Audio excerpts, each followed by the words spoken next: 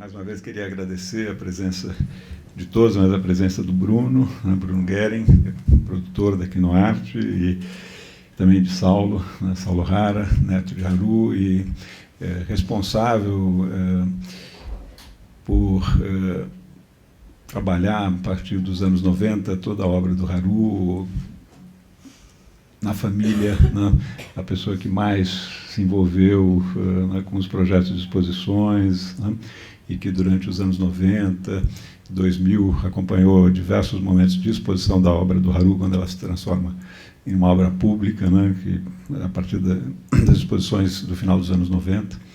E também Saulo responsável, obviamente juntamente com a família, mas muito ativo em relação à decisão de doação do acervo de Haru Ohara ao Instituto Moreira Salles, em 2008, que para nós foi uma grande honra, né? E é um projeto que se consolidou nessa exposição inicial e que hoje tem continuidade no tratamento do acervo, um acervo muito expressivo, de mais de 8 mil negativos preto e branco, mais de 10 mil negativos coloridos, documentos, fotografias originais de época, álbuns, enfim, todo um conjunto de referências, inclusive de objetos tridimensionais, equipamentos fotográficos, objetos da família ligados à sua própria chegada ao Brasil, objetos da lavoura, ferramentas, enfim. E todo esse conjunto está preservado no Instituto, faz parte do acervo, né, e é um material extremamente importante para contínuos olhares sobre a produção do Haru, né. Então, eu gostaria de apenas situar que essa é uma oportunidade para a gente conversar fundamentalmente sobre os filmes e sobre a fotografia de Haru e talvez sobre questões ligadas à presença do trabalho de Haru na cena cultural brasileira e conversarmos um pouco sobre essa relação entre fotografia do Haru, né, o cinema, né, os curtas produzidos, né, e que eu acho que são elementos super importantes. Então, eu queria passar a palavra para o Bruno, inicialmente para falar um pouquinho dos filmes, né? E depois a gente ouviria o Saulo e queremos conversar com vocês também, né? E abrir a conversa para... Boa noite. A gente rodou o Satori em 2006, se não me engano, no começo de 2006. Esse projeto estava aprovado desde 2005. Então, e o primeiro contato que eu tive com o Haru foi na exposição da Pirelli no MASP, em 2003. Eu estava lá visitando, estava numa Bienal, se não me engano, resolvi ir para o MASP, aí eu vi umas fotos ali em Londrina. Falei, ué, o que é isso aqui, Londrina? E fui ver, aí que eu tive contato pela primeira vez com a obra do Haru. Logo no mesmo ano, a gente já estava fundando o Instituto aqui no Arte, e a gente já estava fazendo alguns curtas. E aí a gente já estava com essa ideia, acho que uns 2 anos depois, em 2005, se eu não me engano, a gente já estava com a ideia de fazer o Satoru So, que é um personagem criado por um jornalista lá de Londrina, que é o Rodrigo Garcia Lopes, que é o primeiro filme que a gente viu. E a referência desse primeiro filme já era, então, a fotografia do Haru Ohara, que quando a gente descobriu, a gente foi conhecer mesmo o trabalho dele. E pra gente ele era o maior artista visual da cidade. Isso é uma cidade recente, né? Tem menos de 80 anos, Londrina. Mas pra gente sempre foi o maior artista visual até então da cidade. Depois que a gente foi conhecer, aí já conhecia o Saulo, o Ciro Ohara, que é o tio do Saulo também. Então muitos objetos do primeiro filme já são objetos ou do Haru mesmo, ou do museu lá que seu tio cuida também, aquele museu da imigração do café. Então a gente já tinha essa coisa toda ligada. E a gente já que tentava reproduzir algumas fotos do Haru no Satori. Aquela da água mexendo é um exemplo clássico, e a gente queria reproduzir aquela imagem que está caindo no tonel, a gente acabou usando só a do reflexo, mas a gente já estava nesse exercício de vamos remontar as fotos do Haru. E aí era um sítio de um amigo, que eu falei, acho que tem a ver esse sítio. Esse sítio é um sítio que eu tinha feito um filme imaginário quando eu tinha uns 15 anos de idade. E aí acho que casou tudo. Tem um lugar que eu fiz um filme uma vez que invadiram lá. A gente estava acampando, eu e os amigos, invadiram o sítio era propriedade de um amigo. E aí eu lembro que eu e mais 2 amigos falamos, vamos fazer um filme sobre isso. Aí a gente começou a fazer um filme imaginário, eu nem pensava em trabalhar com audiovisual ainda, é uma coisa meio estranha até. E aí depois de não sei quantos anos a gente foi lá e filmou no mesmo lugar e o filme aconteceu. Mas aí também tem uma experiência que a gente era o primeiro filme que a gente fazia com um fotógrafo profissional, né? O Carlos Eber é o fotógrafo que foi o câmera do Bandido da Luz Vermelha, e ele tem uma experiência de 40 anos no cinema, e até então todos os curtos que a gente tinha feito era a gente mesmo com a câmera, operando a câmera, aquela coisa de amador. Então teve esse para nós é um passo importante a partir de 2006, foi quando a gente realmente falou assim, vamos fazer um set profissional, ver um fotógrafo experiente, e aí foi aquele, o que a gente vai fazer, que a gente é aqui do meio do interior do Paraná, a gente não tem tradição de cinema nenhuma lá, que é uma coisa meio pioneira nossa lá também, querer mexer com cinema, essa coisa. E aí foi um passo assim, nossa, agora a gente vai se profissionalizar, tinha essa coisa de, nossa, que a gente vai receber um fotógrafo, eu não sei nem o que ele usa, não sei nem o nome dos equipamentos. Essa coisa do primeiro contato, assim. Mas aí também tinha essa coisa do Haru já fazer parte. Daí eu lembro que eu e o Rodrigo tava viajando, eu lembro que a gente tava indo trabalhar em algum lugar e eu tava do lado dele no ônibus e eu peguei da bolsa dele a biografia do Haru, que tinha sido lançada em 2003. 2003, que os autores são os amigos nossos também, o Losnak e o Satoru So. Oi? O Rogério. E o Rogério, inclusive o ator do Satoru So é o autor da biografia do Haru, então tinha essa coisa toda interligada. E aí a gente lembra que eu comecei a ler e a biografia dela em 2004 já. Então em 2004 a gente já estava nessa coisa desse universo do Haru Ohara. E aí só depois que o Satoru ficou pronto, que ele começou a ir bem, a gente acabou ganhando 3 prêmios em Gramado, foi só um susto, assim, que a gente sempre fez o filme que a gente quis fazer, nunca se preocupou com nada. De repente o filme estava em festivais, ganhando prêmios, a gente começou a viajar, conhecer as pessoas. Então foi uma coisa muito importante assim, pra gente, esse filme, em 2006 em diante. Assim. E aí, depois disso, a gente foi teve a ideia dessa trilogia, então era toda anos 50, e fora esses 2 filmes tem mais um que chama Booker Pittman, que esse também é um personagem real, o Satoru é um personagem fictício, os outros 2 são personagens de verdade. O Booker Pittman é o pai da Helena Pittman, até, que é um músico, e aí ele passou por lá, pela região do norte do Paraná também, então a gente fez esse filme dele, e a gente falou, vamos fazer todos nessa época dos anos 50, Londrina, por isso que chama Trilogia do Esquecimento, porque são esses personagens que a cidade não sabe, não conhece, não lembra, né? E aí o Haru Ohara também é essa ideia, assim, a cidade não conhecia direito a obra do Haru, acho que o Haru acabou ganhando também. Aí a gente já tinha esse objetivo, né? Então vamos fazer o filme do Haru também. E desde sempre o filme do Haru, eu e o Rodrigo conversava e era sempre assim, vamos tentar fazer tipo um making off. Assim, acho que o filme não tinha que ter uma ação. Eles são meio radicais até, eles são um pouco, né, uma estrutura de cinema convencional, eles são sempre uns ensaios visuais livremente que a gente foi fazendo, do jeito que a gente quis. E o Haru acho que tinha essa coisa de vamos tentar fazer como se fosse um making off da foto, vamos tentar entender o que passava na cabeça dele. E aí é legal que o Haru também, a gente tem vários familiares no filme, né? Tem as tias do Saulo, tem primos, então todas aquelas... Então a família também entrou no filme e ajudou bastante. E acho que a única coisa que eu tenho para dizer também é que, para mim, por esse contato inicial do Haru e da obra do Haru ter se intensificado no Satori, que era um poeta, então para mim tem essa coisa de unir as linguagens. Então para mim o Haru Ohara sempre foi um poeta, assim. Então, a gente sempre ele fez poesia com imagem. Então não consigo desvincular uma coisa da outra. Então para mim sempre o Haru foi um poeta, um artista visual. E ainda bem que o Saulo trouxe o material para cá, a gente vai ter isso pro resto da vida aqui, ainda bem. Acho que é isso, assim, depois estou para tirar dúvidas, assim, queria dedicar de novo a sessão a Serlei, que é a mãe do Rodrigo, diretor dos filmes, faleceu hoje de manhã, era para ele estar aqui falando, inclusive ele falaria muito melhor que eu, mas é isso. Assim. Muito bom, Rodrigo, acho que o Bruno, Rodrigo Bruno, não, agradecer ao Rodrigo também, eu me lembro que porque o Haru foi filmado em 2009. 2009, junho, né? Junho ou julho. Exatamente, já foi um momento em que o acervo já estava aqui no Instituto também, né? E aí a gente... mas era um momento assim, bem de início, né? E ao mesmo tempo era um momento que vocês estavam mergulhados, né? A gente te incomodava direto. Não era essa questão. Mas era assim, foto, mas a gente obviamente interagimos e eu acho que foi algo muito interessante assim, de acompanhar, mas no momento que o filme já estava em amadurecimento, mas bem avançado, né? E Salvo, eu queria talvez você falasse um pouco da sua participação no filme do Haru Ohara, que você aparece ali algumas vezes, né? Então, acho que você podia situar para as pessoas exatamente como é que foi se preparar para esse momento do filme, da participação.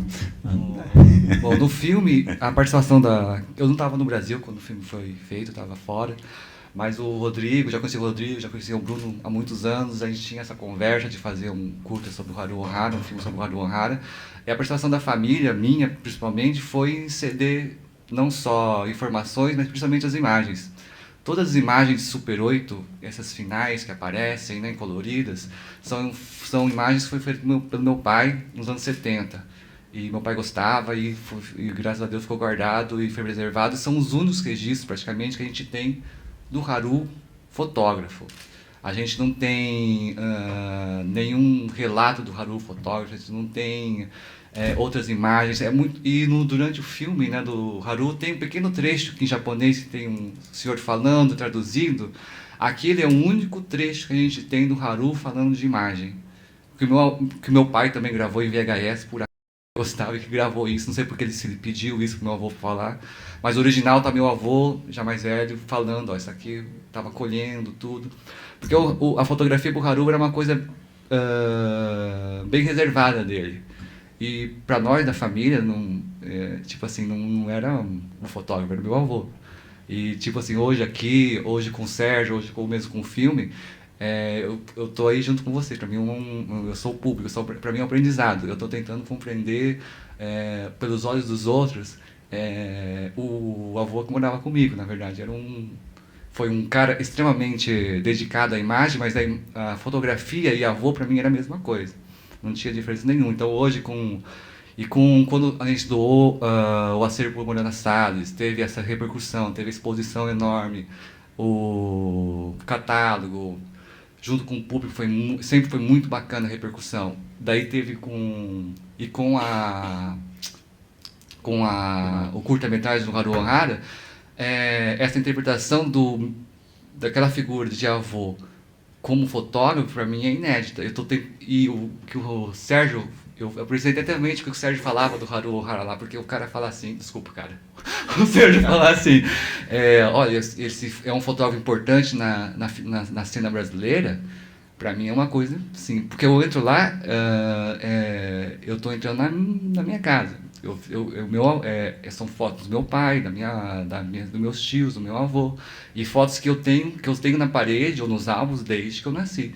Então, para mim isso aqui é um aprendizado para tentar compreender, ver na minha relação que eu tive, nos meus fragmentos de memória que eu tenho do meu avô, tentar compreender onde estava o artista nas brincadeiras que meu avô fazia comigo. Eu saía para fotografar com ele, sou fotógrafo por causa dele. Quando eu saía pequenininho, 8 anos de idade, me dava uma câmera, eu deixava fotografar livremente. E para mim, então, isso aqui, para mim, eu estaria aí junto com vocês, assim. Mas a nossa participação do filme foi mais nesse lado de informação e principalmente dessas imagens, que foram, acho que ajudou bastante na pesquisa na interpretação do pessoal daqui no Arte de quem foi esse fotógrafo, porque esse tipo de imagem assim eu nunca imaginei pensar do meu avô, né? Jamais. E um detalhezinho que você também aparece filmado, né? Quer dizer, Apareço. Eu acho que é fundamental. Sim. E aparece em várias cenas, menino nas costas, tudo sou eu, pequenininho.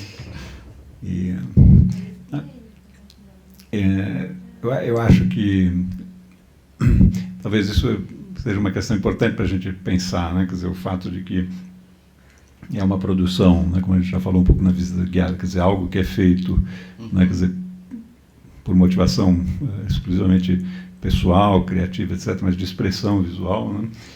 E que se destina, quer dizer, na verdade, a um círculo, né, familiar, íntimo. E eu acho que o Haruo tem para mim, essa questão que é muito interessante é esse momento dos anos 50 ligados também ao circuito de artes do Fotocine Club, porque eu acho que talvez seja uma conjugação, né, quer dizer, de algo que é muito forte nele e é difícil, quer dizer, a gente talvez ainda é um trabalho ainda a ser feito, que é olhar um pouco cronologicamente a produção dele, que a gente ainda não detalhou isso, mas é tentar entender esses primeiros momentos e como isso passa depois pelos anos 50, onde tem um amadurecimento de linguagem muito forte. Mas o que a gente não fez ainda foi uma leitura, está na exposição, quer dizer, você tem a percepção disso, claro, nos anos 50, mas eu acho que ainda uma investigação a se fazer um pouco de como que ele vai, né, quer dizer, trabalhando a fotografia, entra nesse período, né, do Fotocine Clube, que é um período de estruturação de aspectos formais, mas, na verdade, esse talvez é um circuito mais público, né, num dado momento, ainda que pontual para pequenos conjuntos de imagens que são expostas, né? Mas eu acho que ele continua fortemente, né, com essa prática da fotografia no seu ambiente mais íntimo. E isso que você menciona, quer dizer, que para você é uma relação muito pessoal, né, e que, ao mesmo tempo, né, esse distanciamento para tentar olhar e pensá-lo um pouco como, né, quer dizer, um fotógrafo que seguramente tem uma importância muito grande em relação à fotografia brasileira. E eu diria até mesmo, quer dizer, um fotógrafo que, com o tempo, vai ganhar um pouco um olhar de circulação também internacional, porque tem um trabalho denso ali. Mas, ao mesmo tempo, quer dizer, também eu acho que é uma reflexão que a gente tem que ter o tempo todo, quer dizer, porque essa sua relação mais íntima com esse universo é também algo que é inerente ao trabalho dele, né, de certo modo, é entendê-lo sempre como alguém que faz uma criação muito grande, mas sempre nessas relações. Então, por exemplo, eu não tenho dúvida que a força e a poesia das imagens de crianças vem de uma coisa que você percebe em pequenos gestos nos fragmentos do filme Super 8, né, que a relação, a postura, essa coisa com... enfim, tem coisas que são muito evidentes de uma postura mesmo, né, que vai se traduzindo nessas imagens, né. Bom, acho que tem várias questões que eu queria fazer, mas eu queria também deixar vocês à vontade para falarem, fazerem perguntas. Eu tenho algumas perguntas para o Bruno, para o Saulo também, mas abro aqui para vocês, para alguém que queira fazer algum comentário. Ou... quis comunicar, enfim, não o trabalho de vocês, ele próprio. O que gostaria de comunicar? Ele, Haru? Haruhara. O que ele gostaria de comunicar, você disse? Essa pergunta? Né? Não o trabalho de vocês, tudo bem, mas ele próprio ali, esse pássaro. A palavra não foi inventada, é muito difícil. Eu acho que tinha uma coisa importante, que ele não mostrava as fotos nessa aula. Acho que essa é a questão. Ele não queria mostrar nada, não queria falar nada. Na nossa leitura, ele foi mostrar as fotos com 80 e poucos anos de idade, né? Porque até então ele não era de divulgar, né? De fazer exposição, não, de ficar mostrando, era uma coisa dele. Era bem pontual, não sei se era uma expressão de quero comunicar alguma... Nosso entendimento dele, desde sempre, foi uma coisa que o artista que faz e que não mostra, e que é aquela coisa... De uma sensibilidade. Uhum. Eu acho que... Muita sensibilidade. Uhum. Na captação da imagem. Eu vejo como algo que é de expressão pessoal, quer dizer, através da imagem, né, e com, de fato, muita sensibilidade, e que a razão disso é a mesma razão que levaria alguém a escrever poemas, né, em texto, é a mesma razão que levaria alguém a compor uma música ou tocá-la, quer dizer, e para fruição própria ou de um círculo restrito. E as imagens dele, eu acho que têm essa característica, né? Quer dizer, elas...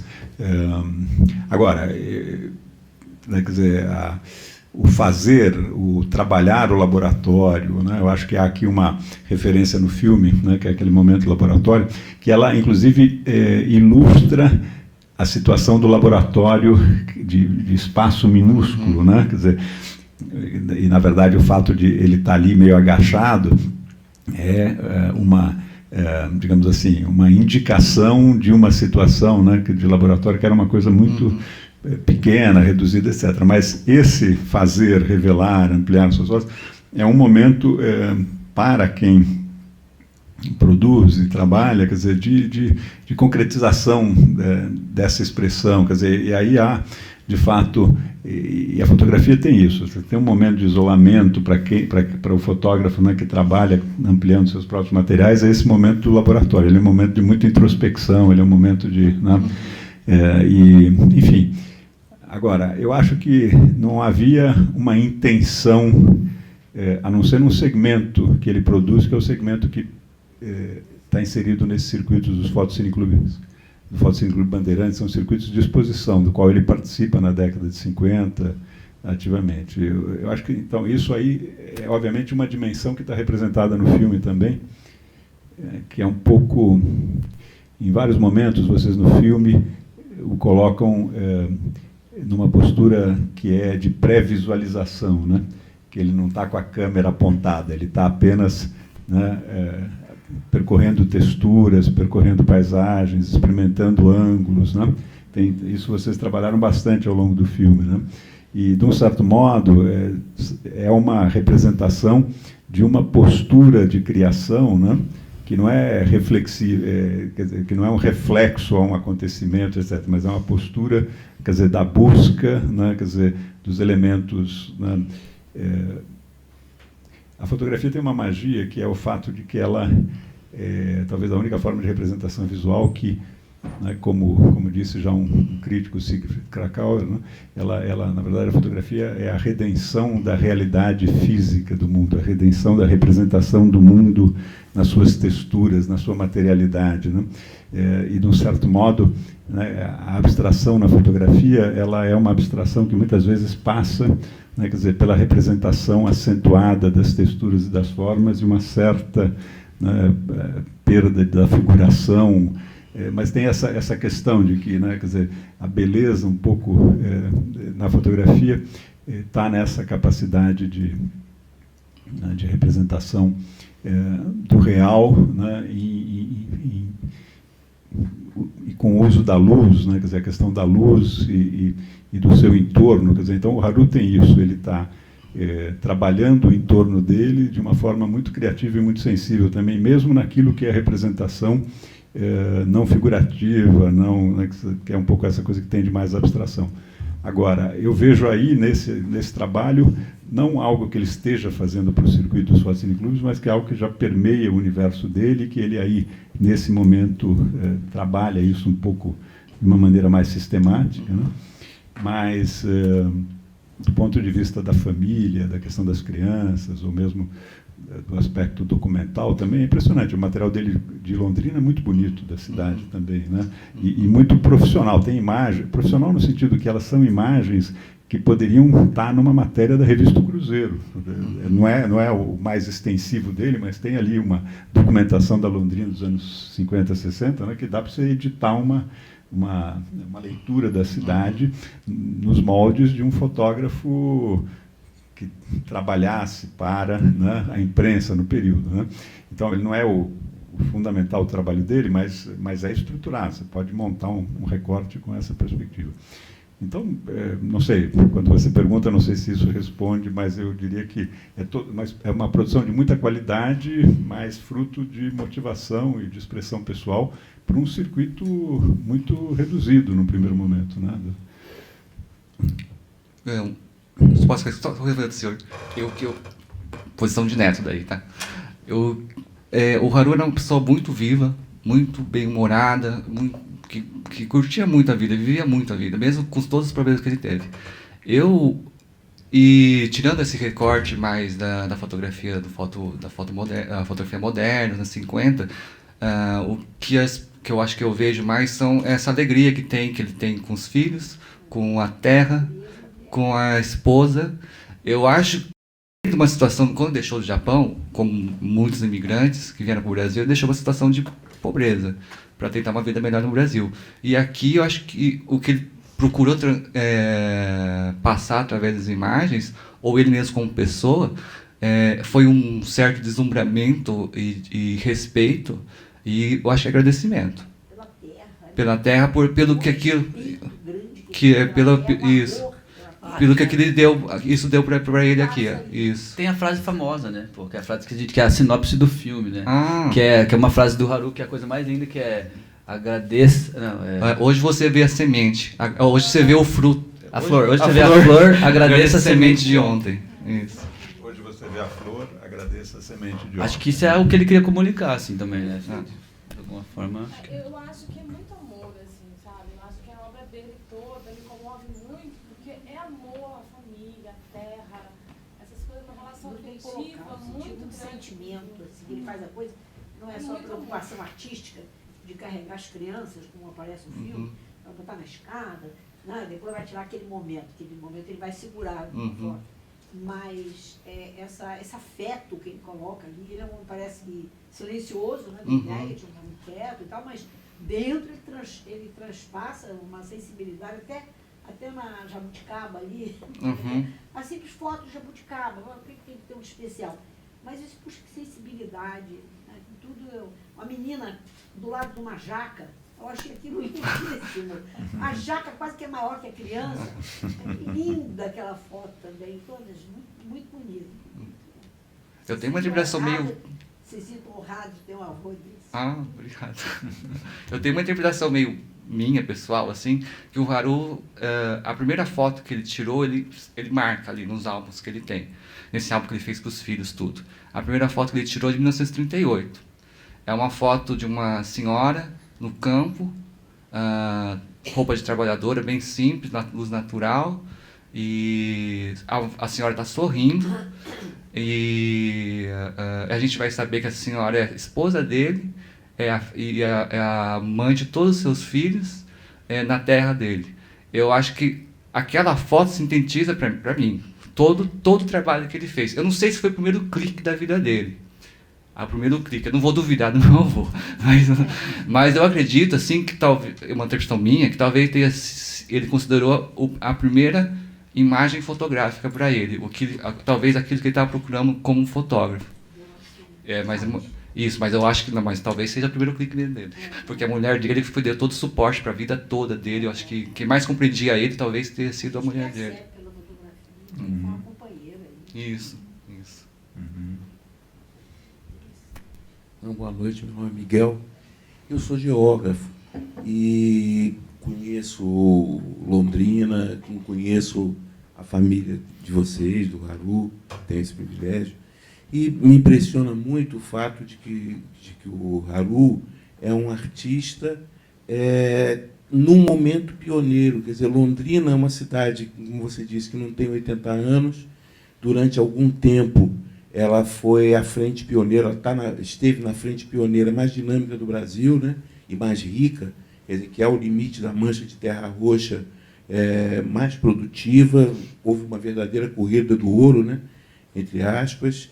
E eu já tive a oportunidade de fazer trabalhos em áreas de frente pioneira, no Mato Grosso, no sul da Amazônia, na década de 70, e a gente sabe que nessas áreas, quer dizer, a busca do ouro, literalmente, ela de alguma forma elimina um pouco essa visão cuidadosa que se tem com o cotidiano, né, que transparece na obra do Haru. Quer dizer, isso me impressiona muito. Quer dizer, como é que o artista se produz pioneiramente num momento pioneiro do lugar. Imagina, ele participava de um cineclube em São Paulo que já tinha 400 e tantos anos de vida, né, em condições de troca de figurinhas, de alguém que vinha de uma área pioneira. Como eu pensar hoje, alguém que vem de Roraima, enfim, Roraima já deixou de ser frente pioneira nesse sentido, né, que o norte do Paraná era. E eu queria saber se vocês têm alguma reflexão sobre isso. Quer dizer, porque uma coisa é o Haru como um artista sensível que retrata o seu meio, tipo um pouco isso que você coloca agora, né? De alguma forma agradecendo a oportunidade de refazer a vida numa outra terra mais rica, que lhe dá dignidade, coisa e tal. Outra coisa é o contexto mais amplo em que ele aparece. Ele é um imigrante japonês, quer dizer, um Brasil com uma outra cara, que não é latina, que não é africana, né, novo, um Brasil de, sei lá, 80 anos, quando o restante aqui, o lado do litoral, já tem 500 e pouco nesse processo de produção. Queria saber se vocês pensaram um pouco sobre isso, se ele tinha essa percepção do seu valor, do seu peso, considerando essas variáveis. Obrigado.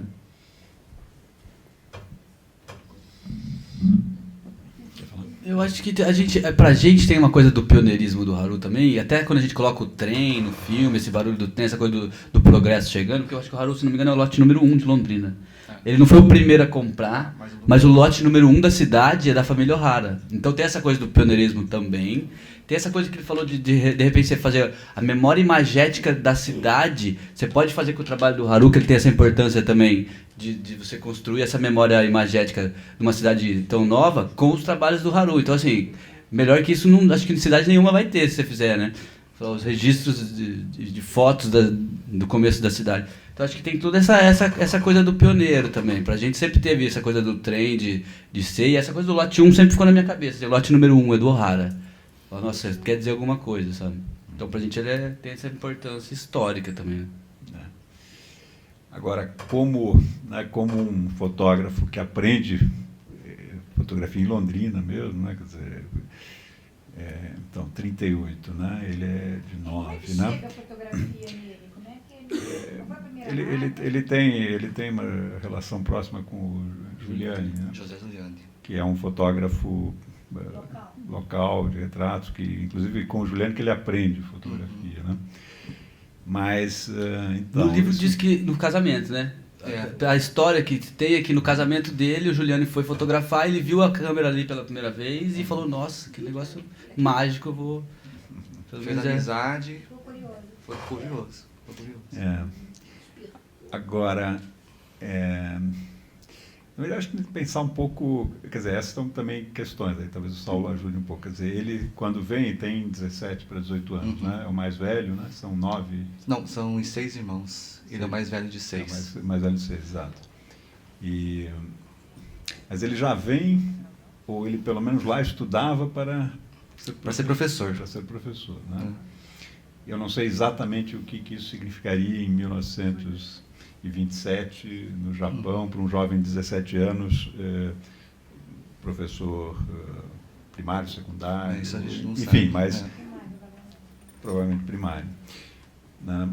Mas não, eu acho que essa questão um pouco de como é que você traduz, né, quer dizer, para imagens, para uma imagem que é um sistema técnico, né, a fotografia, ele poderia ter sido poderia ter desenhado, poderia ter feito aquarelas, ele poderia ter tido outras formas de expressão visual que não a fotografia, né? Quer dizer, a fotografia ela é um ferramental que a gente denomina uma imagem técnica, no sentido de que ela depende de uma tecnologia em torno dela, mas na verdade o que o trabalho dele mostra é a transcendência, né, da dimensão da técnica na fotografia, porque isso ele domina, mas o que ele faz, né, quer dizer, não é de forma nenhuma uma questão estritamente documental e transcende muito, né, e além da criação, né, quer dizer, depois de ver o filme do Haru, né, a gente olha para isso e fica pensando, ele já estava antecipando o curta de vocês claramente aqui, né? Porque, em parte, né, quer dizer, nessas imagens, né, e mesmo naquela Nuvem da Manhã, o autorretrato, é uma construção deliberada, quer dizer, não é só a escada, mas né, como acho que a Maria, né, mencionando, fala assim, não, às vezes a gente acordava de manhã, o sol não tinha nascido, ele vinha lá acordar os filhos para todos figurarem em uma ideia, uma criação. Quer dizer, ele foi tão cineasta, né, quanto então, essas dimensões, né, que são da criatividade, da construção, e não só da captura, do registro documental, mas da construção imagética, tudo isso está presente nele. Agora, eu imagino que isso se dá por... obviamente, questões assim, de sensibilidade, mas se dá seguramente por muita leitura, por estar muito antenado com o que circula, né? Quer dizer, então eu imagino que ele, como uma pessoa... Quer dizer, a questão nossa é que no Brasil a gente é meio marcado pela ideia, né, que é aquela coisa do arcaico e do moderno, quer dizer, o campo sempre sendo o atraso, etc. Então é como se você não pudesse... Quer dizer, a ideia do Jeca Tatu, de um certo modo, né, quer dizer, que é, assim, no sentido daquele atraso ligado ao campo, de repente você tem um personagem que está no campo, que de um certo modo está nesse universo do Jeca Tatu, mas que na verdade não guarda nenhuma relação com isso, né? Quer dizer, ela guarda uma relação, na verdade, que surpreende, é exatamente toda essa dimensão né, artística, poética, de informação, de universo. Agora, eu acho que isso tem a ver com essa nova realidade da imigração, né, do início do século XX, que é a imigração japonesa, que é a imigração... Quer dizer, há toda uma questão, quer dizer, aí eu estou falando do indivíduo, estamos falando de um fenômeno mais amplo, um pouco, mas que eu acho que muda o Brasil. Talvez o campo no Brasil, em grande parte, né, se reestruturou a partir dessas grandes imigrações que o país passou no século XX também, né? Quer dizer, questões... enfim, então eu vejo isso, que ele é uma pessoa que vem e que trabalha no campo, mas que, na verdade, lida com a dimensão artística de uma maneira muito elaborada. E a participação dele no circuito dos Fotocine Club só corrobora isso um pouco, né? Na verdade, só reafirma isso, né? Quer dizer, não é que é um momento distinto, porque, quer dizer, ele, mesmo se você excluísse essa produção mais formal, também não dá para imaginar todo o resto que ele produziu, se não tivesse tido essa participação, como apenas uma coisa intuitiva, uma coisa, quer dizer, tem um grau de elaboração muito grande. Não, ele era globalizado, né, eu acho. Nos anos 50 ele era globalizado. Ele tem uma preocupação intelectual até, porque ele vai filmar, vai fotografar até cenas de teatro, de peças, como registro, né? Ele também queria registrar aquilo como uma coisa histórica, como uma coisa interessante. Deixa eu queria perguntar para o Bruno. Não, porque eu achei super interessante, bem original mesmo, essa forma de narrar, né? Essas biografias, né? Uma fictícia, essa não, e imagino que o Pittman também não seja. E como é que isso, quer dizer, essa ideia de quem que é de você, quer dizer, porque os roteiros são... Na verdade, esses filmes, o roteiro inicial do Haru, eu estava falando, o roteiro inicial do Haru é uma coisa muito abstrata, assim, a gente, quando aprovou o filme no Ministério da Cultura, foi um choque, porque o roteiro não tem nada de...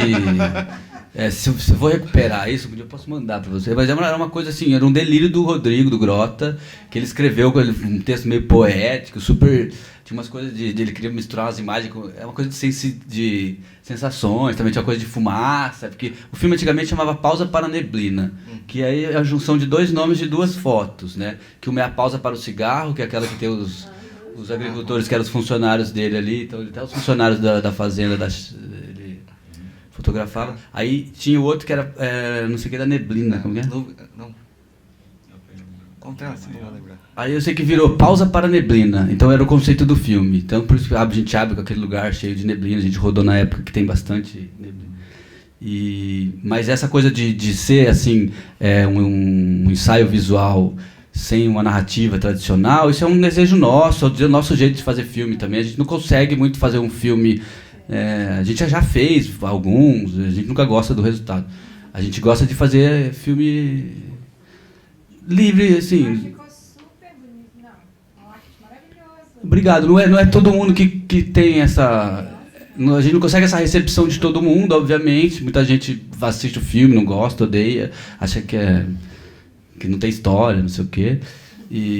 Mas a gente fez o filme que a gente quis fazer, assim, sem muita concessão. Então, por isso os filmes eram prêmios, então a gente passou por edital público, então tinha o dinheiro, a gente podia fazer o que a gente quisesse. Então a gente sempre fez do jeito que a gente quis, assim, não tem uma coisa, vamos fazer um filme sem história. Desde sempre, eu lembro da nossa conversa, eu e o Rodrigo era sempre assim, vamos fazer um making off. Mas tem história, quer dizer. Pra gente tem muita história. Essa história que eu achei bem bonita, bem bacana, bem diferente. Mas é bem democrático, assim, o Rodrigo, esse filme, por exemplo, a gente tem 7 filmes Haru Ohara, na verdade, diferentes. Porque esse é o 7º corte. Então, o Rodrigo, a gente editava o filme, e aí 7 pessoas davam um palpite. Nossa equipe, nosso núcleo duro lá, que a gente chama, é uns 6 ou 7. Então, cada corte que acabava, a gente postava secreto lá no YouTube, com uma senha, e aí espalhava no e-mail de todo mundo. Então, até quem não estava na cidade, ou quem veio colaborar no filme, mas estava na cidade, foi acompanhando essa montagem, isso em todos os filmes. E aí, esse é o 7º. Então, a gente tem 7 filmes diferentes do Haru Ohara, na verdade. Então, 7 montagens. Que um dia a gente podia lançar um DVD com todos. O Instituto Moreira Salles podia fazer, mas eu... E assim, quer dizer, uma pergunta aí um pouco pro Sérgio também. Quer dizer, sendo ele um fotógrafo, né, de Londrina, né, uma figura pioneira e tudo, quer dizer, não tem nenhum espaço em Londrina que tenha permanentemente uma coleção, uma seleção de fotos dele. Como é que se pensa isso? Ninguém pensa nisso? Ou campos avançados? Não, nós fizemos, na verdade, quer dizer, uma exposição em nos dois museus, 2 ambientes em Londrina, 2010? 2010. E foi no Museu Histórico de Londrina, que fica exatamente na estação de trem, né, ferroviária, né, que aparece numa das fotos do Haru. E a parte, né, dos anos 50 dele mais abstrata foi no Museu de Arte de Londrina, que é do outro lado da praça, na estação rodoviária, que é do Artigas, né, do Vila Nova Artigas, que hoje é o Museu de Arte de Londrina. E as duas exposições ocorreram simultaneamente, né? E foi um momento, acho que em Londrina, importante, né? E o nosso, na verdade, a gente tem feito a difusão a partir do momento que o acervo está no Instituto, e nós não temos nenhuma restrição institucional a fazermos essa ponte. Ela ainda, quer dizer, em relação ao Museu de Londrina, Museu Histórico, eu não sei se é um segmento, quer dizer, tem um conjunto de imagens em Curitiba, né, grande, que está, e no Museu Histórico também, né? E na verdade o que a gente está agora é avançando, mas ainda não finalizado, com o banco de imagens do Haru, que a gente vai passar a disponibilizar, mas a gente vai construir, quer dizer, construir assim, no sentido que não há restrição de nossa parte, pelo contrário, a gente vai, em algum momento, e também há interesse do de Londrina, achar o mecanismo para, na verdade, fazer com que todo o acervo esteja disponível de várias maneiras, quer dizer, eletronicamente e também fisicamente. E eu acho que cumpre uma dupla função, quer dizer, é claro que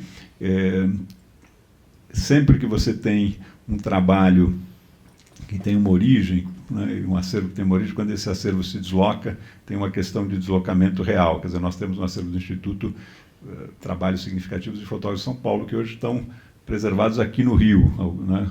Por outro lado, o trabalho do Marco Ferrez não saiu do Rio, ele está aqui, né? Quer dizer, qualquer instituição, na Biblioteca Nacional tem inúmeros trabalhos também de várias regiões do país e tal. Essa questão é uma questão importantíssima, né? E principalmente numa situação também de história recente. E eu acho que talvez seja um processo que diz respeito ao seguinte: é um trabalho extremamente relevante, né? Ele precisa ser preservado. A postura para o Instituto, o fundamental é a preservação da obra completa de importantes nomes da fotografia brasileira, tentando resumir o que nos leva a receber um acervo como o do Haru, o que nos leva a receber um acervo como o do Marcel Gautreau, como o do José Medeiros. Quer dizer, então, a nossa preocupação é uma preocupação que diz respeito aos aspectos autorais da obra no universo da fotografia brasileira, e um compromisso de preservar e de fazer a difusão sobre esse aspecto, né? E eu acho que, nesse sentido, a obra do Haru está aqui, juntamente com outros acervos, etc., é muito relevante no sentido de trabalhar e de longo prazo do reconhecimento desses aspectos autorais. É claro que, além disso, quer dizer, a questão da origem e todas as questões de natureza documental relativa à obra dele, então tem um aspecto daquilo que, inclusive, fazendo um comentário sobre essa questão de produzir algo que tem um sentido mais íntimo. Talvez ele tivesse uma relação com aquilo que ele produz para um circuito de artes, que é uma relação, e talvez ele tivesse uma outra relação daquilo que é o circuito, daquilo que é a produção mais familiar, etc. Às vezes é muito comum a pessoa, um fotógrafo, um artista, não ter uma percepção do significado mais universal daquilo que ele faz e que ele lê e pensa e, num dado momento, né, considera como algo mais restrito, mais íntimo. O que eu estou querendo dizer é que esse poder um pouco dessas imagens, né, que são do universo da família, esse sentido universal que tem o conjunto das imagens das crianças, etc. Talvez para ele uma parte significativa daquilo fosse um grande conjunto de momentos dos seus filhos, dos seus netos, etc., né, mas não necessariamente por ele mesmo entendidos como com esse potencial, né, quer dizer, de... Não, ele era antenado, mas o que eu estou querendo dizer é que... eu estou querendo dizer que... Ele era intimista, mas ao mesmo tempo ele estava presente nas fotos, sempre. Ele se filmava algumas vezes, ele estava antenado com o mundo. Então, ele está antenado em todos os sentidos. Pode ser até que ele não esteja conscientemente sabendo disso, mas alguma parte dele está sabendo disso tudo que eu acho que está acontecendo. Eu tenho clareza disso, ele tem plena consciência, eu acho que de intencionalidade artística em vários momentos, só que eu acho que é uma vida inteira de fotografia, então esses segmentos, né, mais familiares, eu acho que aí há uma certa questão. Eu estou apenas querendo dizer, só para concluir, que, quer dizer, há um aspecto, quer dizer, de relevância, né, do trabalho dele, que tem um sentido que transcende a questão local e regional.